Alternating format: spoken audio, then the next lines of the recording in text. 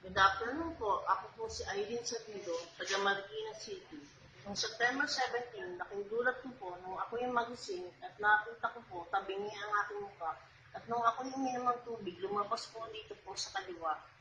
Agad ako pumunta sa ANA sa Cubao sa Aurora Street. At kinausap ko po si Manager Lee, gusto ko po mag-rent ng 1 month.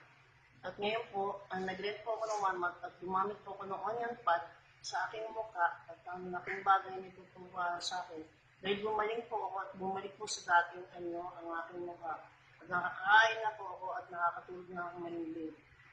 Nagpapasalamat po ako kay Sir Ha at kay Manager Lee at sa lahat ng mga staffs at lalong-lalo na po sa smartphone at sa onion pad at lalong-lalo na po sa Panginoong Jesus na nagpagaling po sa akin.